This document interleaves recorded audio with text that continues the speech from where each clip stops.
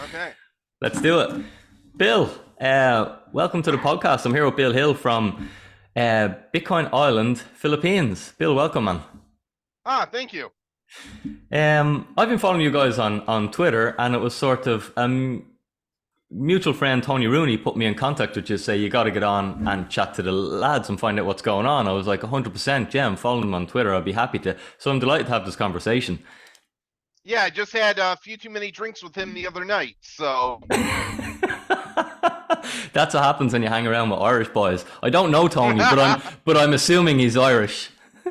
yeah, he's very Irish. That is not what I meant. I just meant the accent, but We hear you. We understand, man. Don't worry. Tell us, Bitcoin Island, Philippines, for people who haven't heard of it, what is it and what's going on, man? The stage is yours. okay. So we think we are the highest density of Bitcoin adoption outside of El Salvador. We are a tiny little island. It's 10 square kilometers, and I would say that most of it is on about a third of that. So we have 250 businesses on the island that accept Bitcoin today. I myself, I live here. I've been here for 7 months, and the last time I used an ATM was in August. Right now, it is mid-January. So you are able to live very, very much on Bitcoin alone here. I don't Wow. take it to a ridiculous extreme. Sometimes you just gotta pay for a cab with pesos, but it's pretty easy to live only on Bitcoin here. Wow. That's incredible. That's deadly. Now, yep, yeah. My, So oh, go ahead. oh no, I was just going to say, like, we're in the opposite end of the spectrum here in Dublin, Ireland, and we rarely get to use it. At Bitcoin Amsterdam was a time when I started to use Lightning, and I really started to experience the speed of it and the convenience of it, and it's awesome. So, yeah, fantastic. Go ahead, man. Sorry for cutting across you. Oh, yeah. So I would say that our businesses are probably about 50-50 broken up between tourist oriented and local oriented.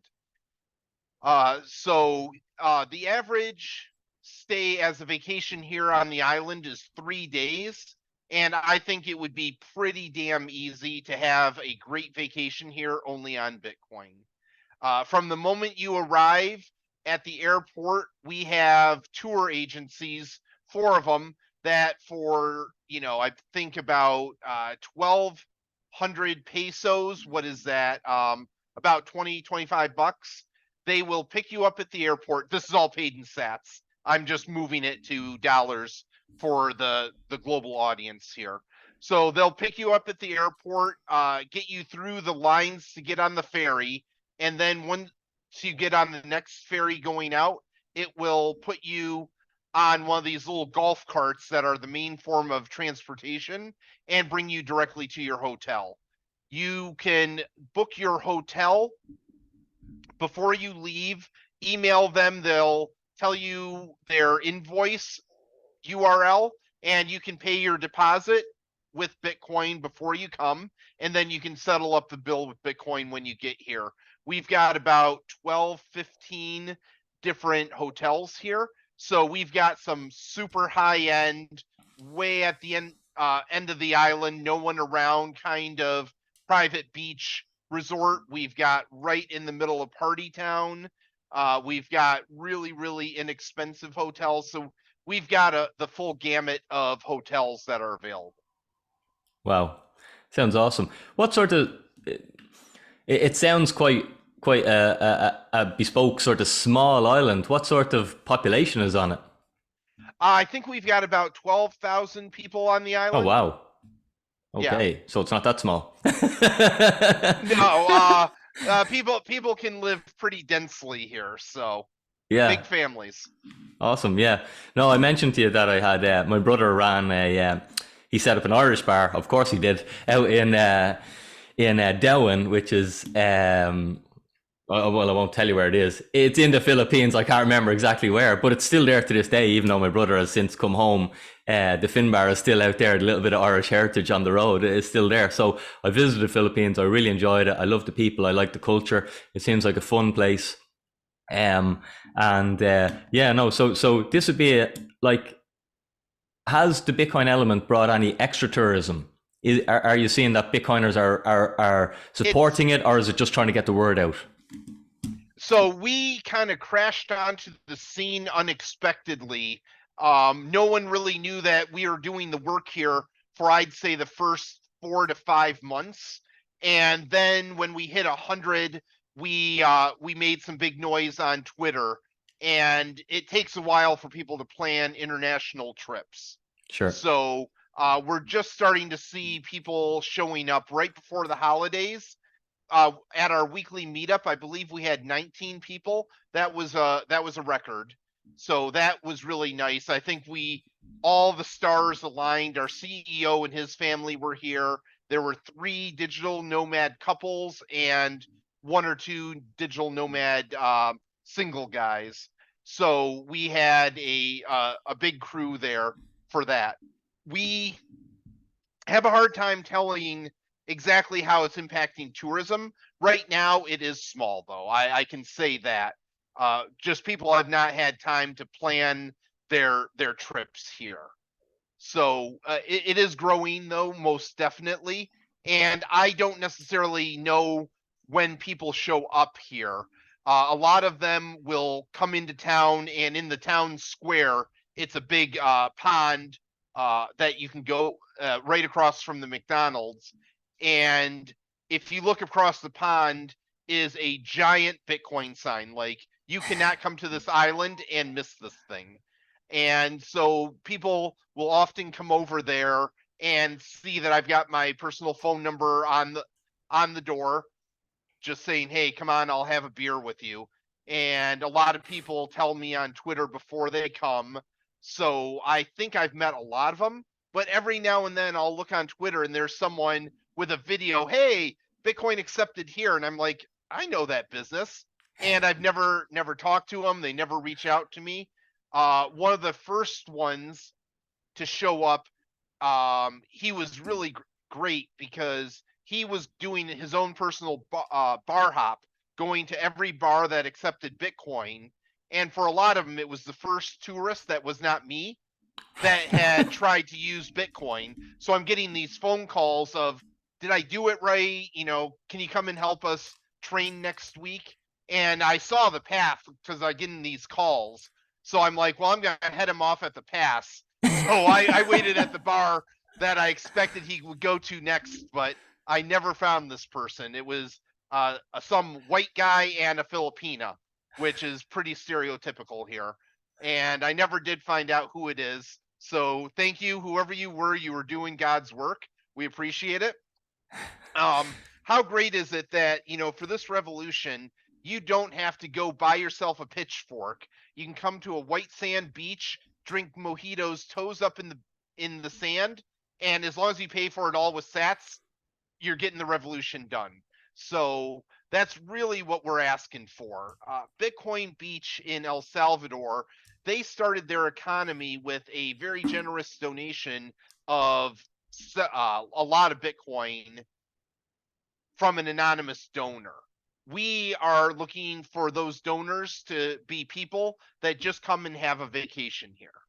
We're already seeing that digital nomads, they're popping around Southeast Asia and they hear about us. And so they're like, yeah, all right, why don't we go over there for a while?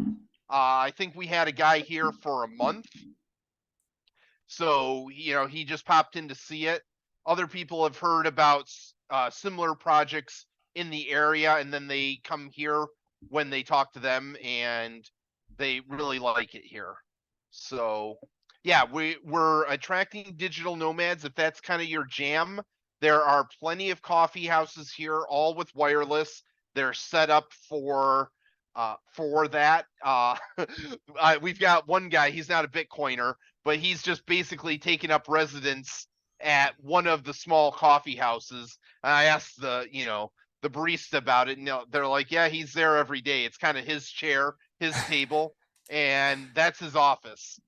here on the island. And if you picked one of our coffee houses and did the same thing, they would be delighted to have you. Yeah, sounds awesome, man. What's the feedback been at a local level? How's it being absorbed, or are you pushing out an education program, etc.? Well, we're trying to do education with our meetup. We advertise, education aspect of it. We don't necessarily get a lot of takers. Most of the people that are accepting Bitcoin here are not doing it for philosophical reasons or anything else. They're doing it purely based on utility. So to them, it's just another PayPal, Gcash, what have you payment system, only this one accepts foreigners. And that's kind of a big deal here because the two dominant e-wallets are Filipino only. So as a tourist here, you basically have cash and maybe credit cards at some of the larger establishments. I've been here 7 months and there's only two places I use a credit card, McDonald's and the grocery store. So there is just not a lot of places that are accepting credit cards necessarily, especially as you get to the smaller local pubs. They just take too much of a percentage. It's too much of a hassle. And so they basically will take us and the dominant e-wallets Sure. for the Filipino. Yeah, and is tourism the biggest revenue generator on the island, or is it a small percentage?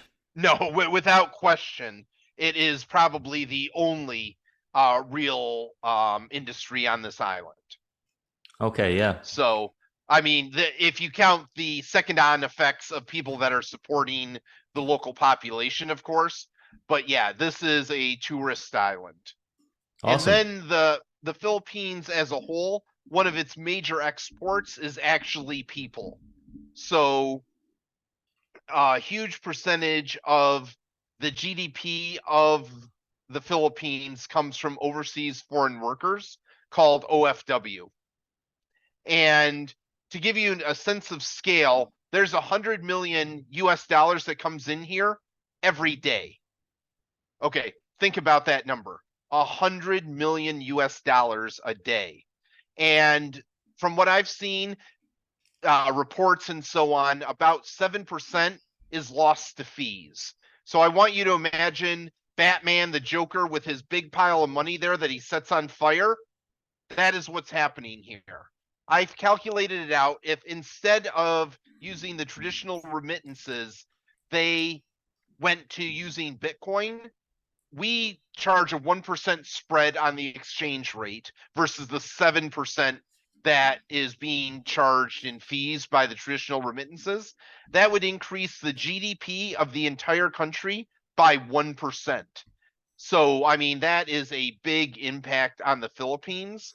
And it has the nice bonus of that increase is not just with one industry. It is pretty well spread out across all the Philippines to all of the families of the Filipino that are working overseas. So this would have a very grassroots effect on the lives of all the Filipino that have overseas foreign workers that are helping to support the families back home.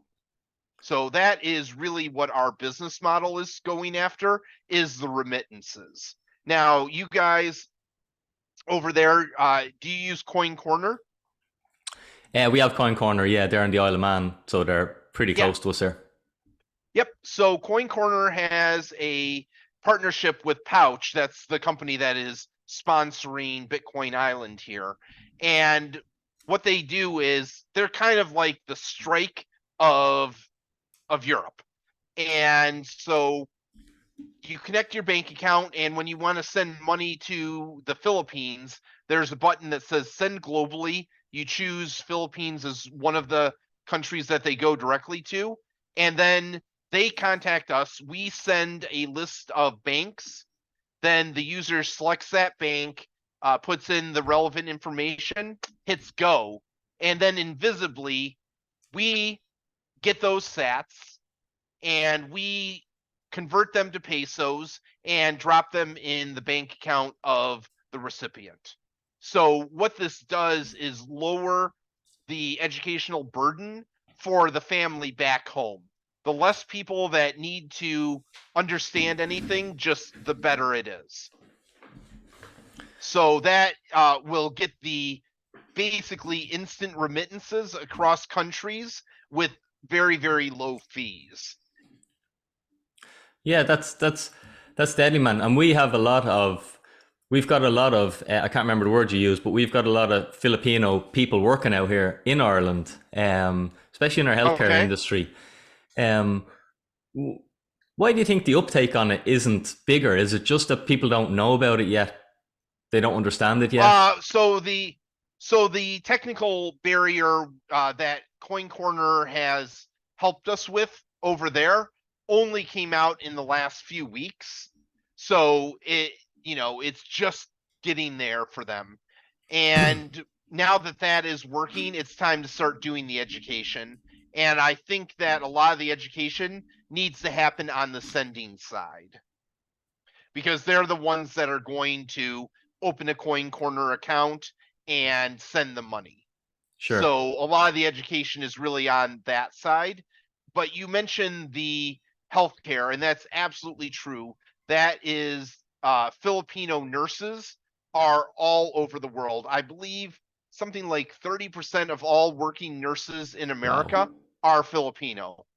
So that is huge. And I personally think that our first education outreach should be to the nurses in the EU, because nurses tend to have pretty good jobs. They're going to have bank accounts. They're going to be supporting the family, and they work communally. So if we can get one nurse in a hospital to understand this, they are going to tell all their colleagues. And there's a lot of traveling nurse programs in America. I suspect the same over there. So if we can get, patient zero, if you will, the first Filipino nurse to understand this, and then it spreads out, I think it can go very rapidly. I think it also needs to happen on the send side, because I do talk to Filipino here, and I ask them, how much is your family spending on fees to get you this money? They have no idea. They just don't know. And so they don't feel the pain of those fees because they just pick up the money, and they don't see how much had to be spent on the other side for that to happen. They might complain because they have like a 50-cent fee for picking up at the window or something, not really knowing that 50 cents, there was like 10 times that paid on the other side. And so I think these remittance companies are very good about not letting people on the receive side know that anything like that is going on. Interesting. Okay, right. So my mission is to use my network to try and get a hold of some Filipino nurses and connect them with Coin Corner. Yes. And I have direct experience of meeting Filipino nurses and how amazing they are, because when my grandmother, one of my grandmothers who's passed away now, but was looked after for, we had home help and things like that, and it was Filipino. I'm just like, if it was now, it'd be so easy. I could just like sit down here. I want to have a conversation with you. So I Yep. need to get it. And if you're going to do this for us, what I would highly suggest is that you get a Coin Corner account yourself, or you already have one, and I can give you our bank account. Send us 1 peso. It does not matter. But showing them the process, or they might even know their family's bank account, send them $1. I mean, you're going to spend, some amount of fees to do that, because there is a small set fee also. But doing that and showing them is really, really important. Somehow, when they know it's happened, it is a lot better. And a lot of them are actually remitting to their own account in the Philippines. So they'll have their app right there and be able to confirm that it showed up.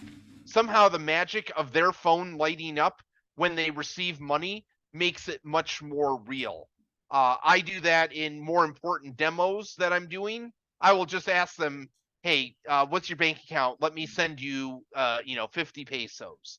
Let me, here's my girlfriend's bank. I'm going to send her, $2, and let's log in. By the time we log in, the money is already there.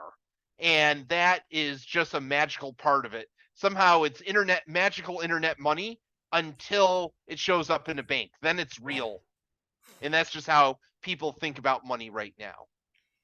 Yeah, that's amazing. Okay, I gotta try and follow up on that and see if I can start it. If I can get one, and if anyone's listening to this and you have contacts, you have someone there helping you out, you have access, reach out. Yeah, Let's try and set something up. I if they've got family that needs to be walked through it on this side, as long as they'll do it in English, I'm happy to help them out from here. Sweet, that's awesome, man. And really interesting. Tell us a little bit about the island. Why would I go there? What's good? I Oh, know there's margaritas and white well, sand beaches. I'm already yeah. sold, but come So on, the sell me more. yeah, the reason that we chose this island is it is already a tourist hub, not just for the Philippines, but for Southeast Asia. And so that is a big reason that we chose this, because people want to come here already. Yeah, you've got the white sand beaches. There's all the water activities that you're looking for. Sailboats up and down the shore wherever you want to jump on. There's always a kuya. Kuya means brother, but it's just if you don't know someone's name, just call them kuya, and it works just fine. So there's kuyas up and down the beach. They'll pull you out on the sailboat whenever you want. The most common one would be the sunset cruise. They start up at one end of the island and sail down to the other. So you'll see just a fleet of these sailboats going out every night with whoever they've managed to bring on board. We've got a world-class spa or two here.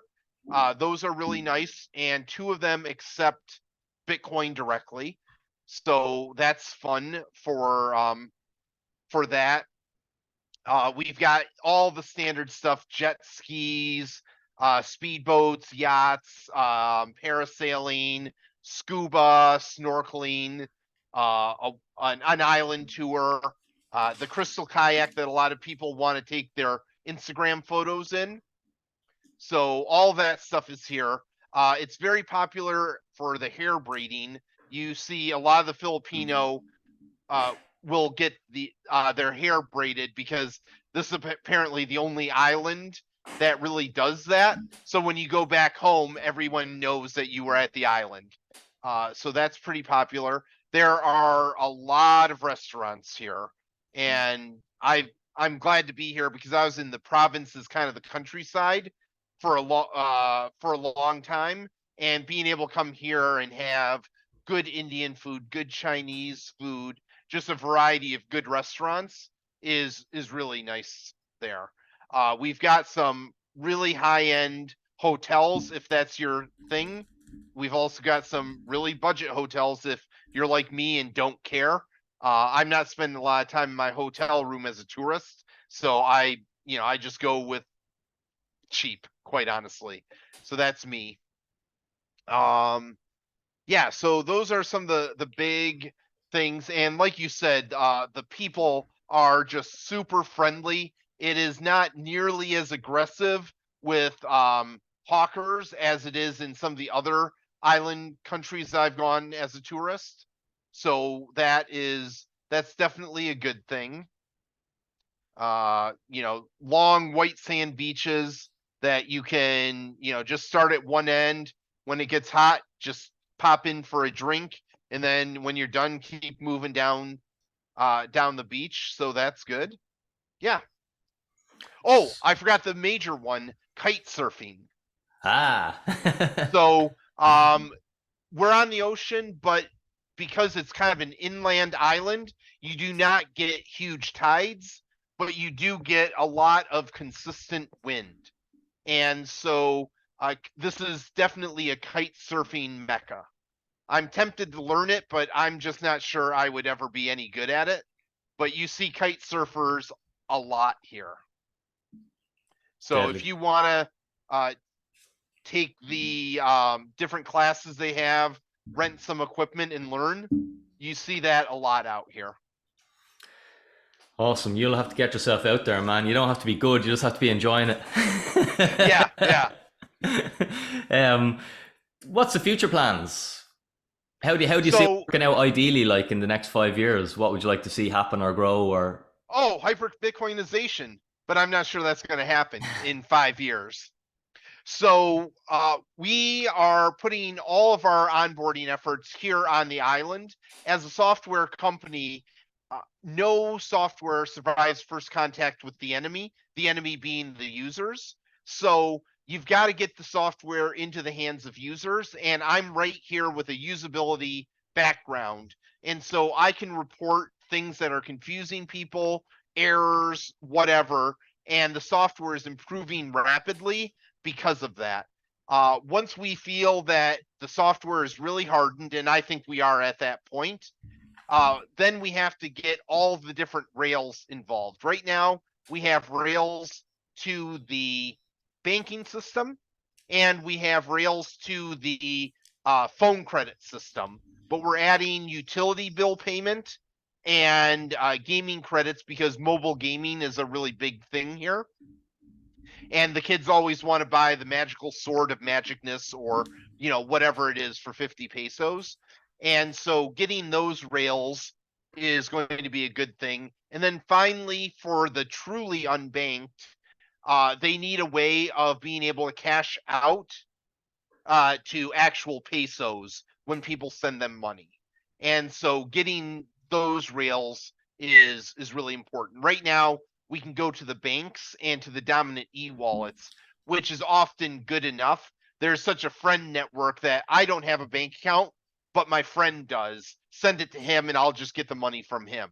There is a lot of informal bank account sharing here. So eventually we will get it so they can just go to they call it a pawn shop to pick up the paper pesos that they need for day-to-day life from those remittances. I feel like once we've got that, then we can start advertising on the national level. But right now, until it is fully baked, it doesn't make a lot of sense to make a really big push. But that is definitely coming. Investors are seeing the work that we are doing and they are investing, and that's where a lot of that marketing budget is going to come from. deadly? That's awesome. Maybe just a little couple of minutes on Bitcoin itself. How do you feel? We won't really talk about last year, but going forward this year. I suppose you're a Bitcoiner, so it's like you're probably just gonna say, "Well, Bitcoin's one Bitcoin, Dinny. What are you talking about?" Like, Well, but unfortunately, I lost all mine in a boating accident the other night. That was another one. purely very very tragic. I live right here on the island, and I lost it all. But I'm thinking of getting some more. I hear it's a good investment, and so yeah, I'm definitely bullish. I don't have any real price predictions going forward, but I think higher is definitely in the cards. The halving is coming up, and we're seeing all these communities appearing and doing that work. We're seeing new technologies coming around, these partnerships. Like right now, we're partnered with Coin Corner, but there's an open API that we're using between the two of us, and you may be familiar that Strike is using that API or very similar to work with 3 African countries right now. So if you're using Strike out of America, you can just say send globally, pick one of those 3 countries, put in the phone number, and send in the very same way that I was talking about Coin Corner to Pouch. So as we're seeing this happening, it is all being built in the bear market, and that's when money is made.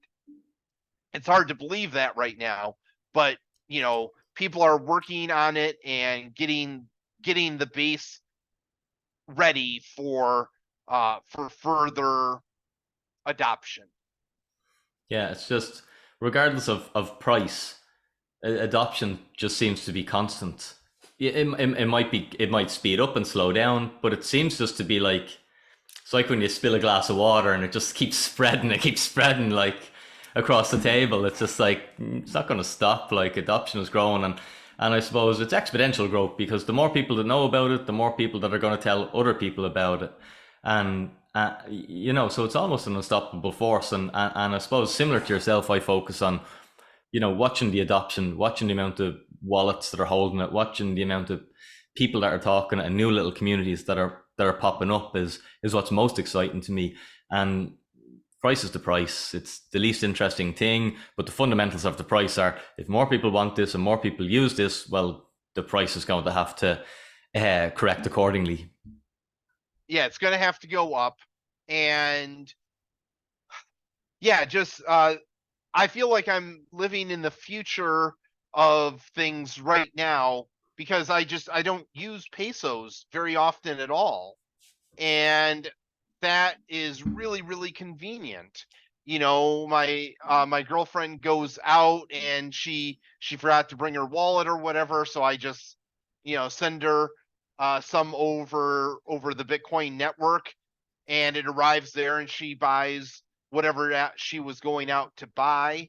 And it it just made me crazy. The other day she was in Manila, and her family, she'd give them the last of her pesos before she left to the airport, and then she's in the airport and she couldn't buy a bottle of water. And normally I would just send her some money on the Lightning Network. She'd go to one of the vendors and buy water, but she couldn't. And it's like, this is so dumb. Here on the island, a fair amount of the time I forget to even bring my wallet, my paper fiat wallet. It doesn't matter. I had a funny situation. I'd walked all the way down and I was tired. I didn't want to walk back. And it's 15 pesos, about 30 cents for a ride back.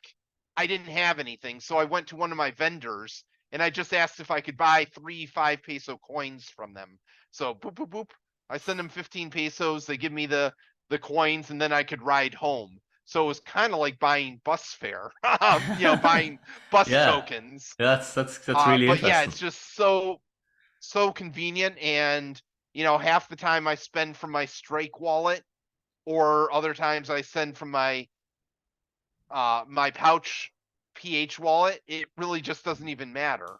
And so money just feels like information, and very easy to get everything done here. So yeah, it is. I feel like this is where the rest of the world is going to be in the future, and living it right now is kind of fun. Yeah, it's awesome.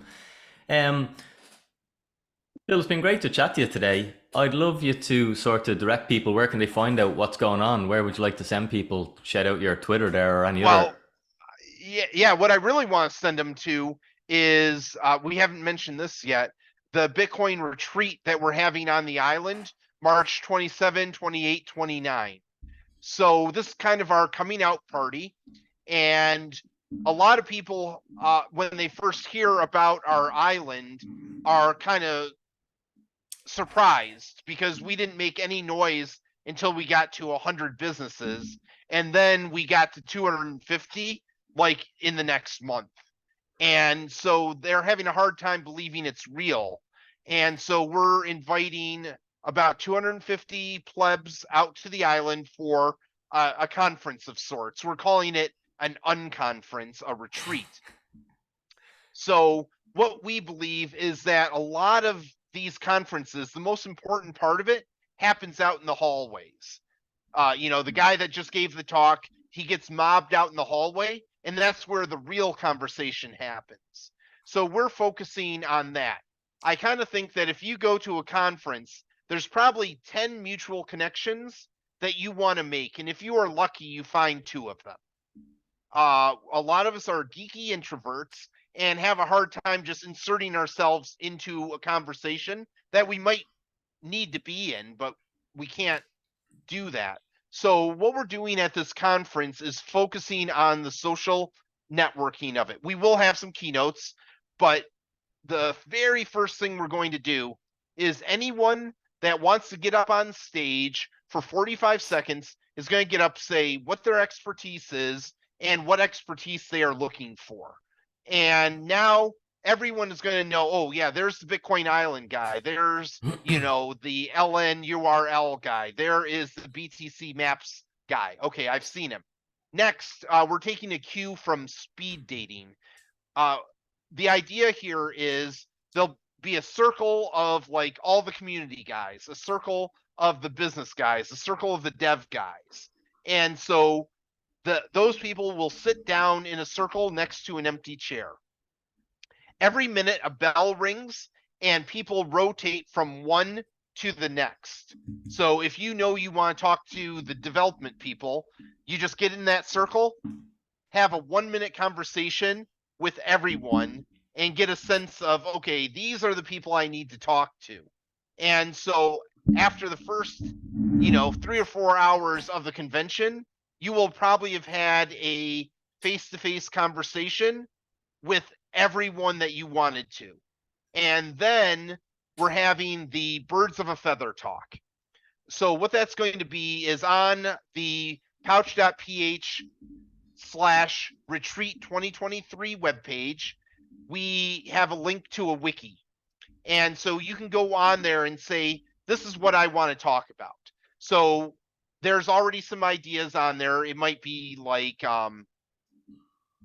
informal Bitcoin to fiat rails for growing communities. If that is a topic that's of interest to you, like it would be to me and probably every other community out there, then you show up in a designated area. We'll have like seating for about 30 people, more of a circle than a presentation. And, someone's going to volunteer to kind of be the MC of that. But there's no particular presentation being given. It's just a bunch of people with interest in that same topic all together in an area to talk about it. So we're going to have lots of those with topics that are chosen by the community. We're going to have big stage presentations where there's going to be 5 chairs on the stage.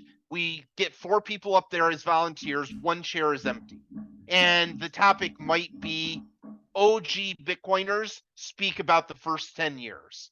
So now it's kind of a forum like that, but that empty chair, anyone that has something to add comes, sits down in the empty chair. One of the other 4 people gets up and leaves. So there's always that empty chair. And I feel like there's a lot of people that probably have a 2-3 minute story that is worth hearing, but they're never going to get a keynote at a Bitcoin conference. But now they have that chance to get up there and share what they know without having to, get a keynote, do a PowerPoint or anything like that. So I think that's going to be a lot of fun. And then of course we've got our regular keynotes that'll be going off at various times to bring everyone together. So that is the conference. If you just go to pouch.ph, right across the menu bar is retreat. And we're really hoping to get people to come out there. It's a 3-day convention. Right now, we're reserving the 3rd day just for going out and about on the island and experiencing all of the adoption that we have here. I expect, each night people are going to have different events at our different venues, and things will just kind of happen informally in the evenings also. Sweet. There's some great, you've given me some great tips. Last year I set up Ireland's largest Bitcoin meetup. We had somewhere between 200 and 300 people at it.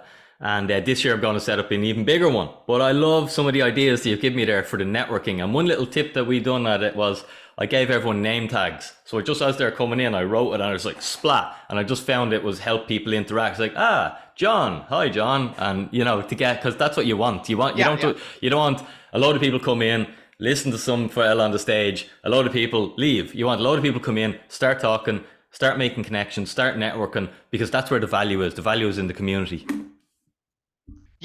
Yeah, that's what we believe too here. Some of the fun things that we're going to have is there's a gentleman called the Dread Pirate Nakamoto, and he's a pirate and he's a drinker.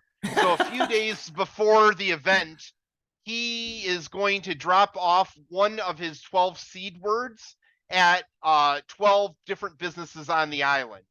And they're going to be on like a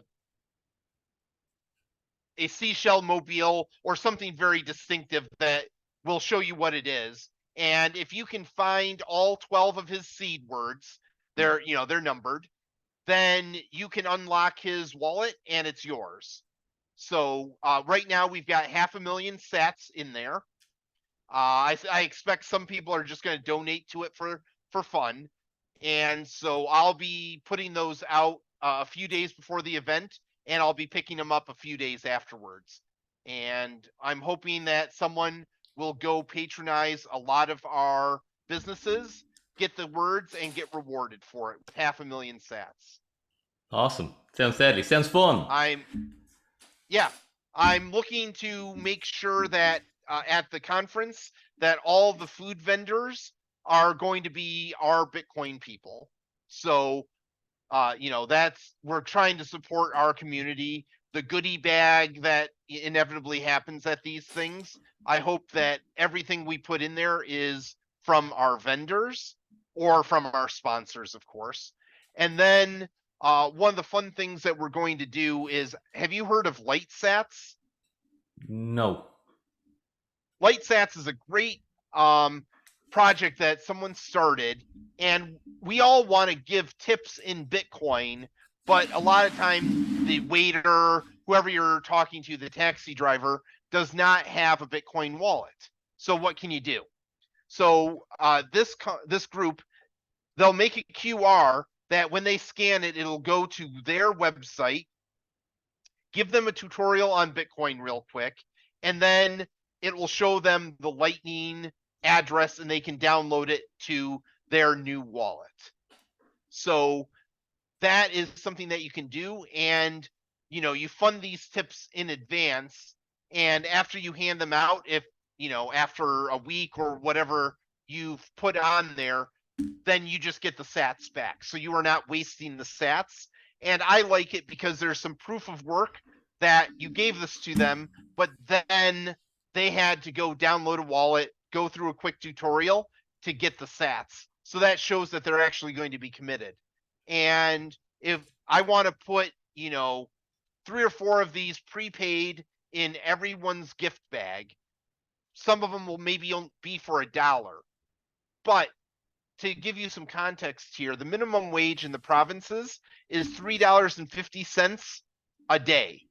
So if you hand out $1 tips, that is a significant amount of money. And tipping is not really a thing in the Philippines in general. So you going and doing that will be a good thing. So I want to have those already in your goodie bags, and then I'll just make up a bunch of them and hand them out to people that have been using them a lot. Here's some more. Go out and donate away. So that's something we want to do. And I know that not everyone is going to stay only at Bitcoin places. So we're making up little business cards to give to the owner of the business when you go there and say, hey, I came here to Bitcoin Island specifically to use Bitcoin. I was disappointed you don't accept Bitcoin. Here is Bill's phone number, and he can sign you up and give a little pitch about it. And when these businesses keep getting these cards over and over again, they're going to seek us out. We had a great experience right after the El Salvador event. I got back, and a Korean gentleman that owns 6 businesses on the island found us because he wanted to accept. So that shift from them seeking us out is just a really, really good thing. It makes it a lot easier to close those deals when they're coming to us. And a lot of these businesses, they actually own 5 or 6 different businesses. So that one card that you give out might be something that lands us 5 businesses. Awesome, man. Jeez, you've got it all going on. Fair play. Is there anything else we haven't covered before we wrap it up that you want to get out there? I think that's about it. If you come to the island, do not be shy. Let me know on Twitter. I run the account Bitcoin Island PH, so you can find me there. I'm just Bill at pouch.ph if you want to send me an email. So do that. If you go to pouch.ph, go to the retreat or the Boracay pages. The retreat talks about the retreat. The Boracay tells us all about the island, how to book your hotels in advance, where the flights come from, and so on. So all the information you need is right there in those 2 places. And beware, if you come to the island and you drink beer and you haven't called Bill, he will look for you. He will find you. Yes, I did track down that other guy. I couldn't find him, but yeah, I will. So don't threaten me with a good time. Bill, that's awesome. I hope to check in with you soon and find out in the future what's going on there. But a fantastic conversation today, and thanks for sharing all that. It's amazing work. Well done. All right, thank you guys.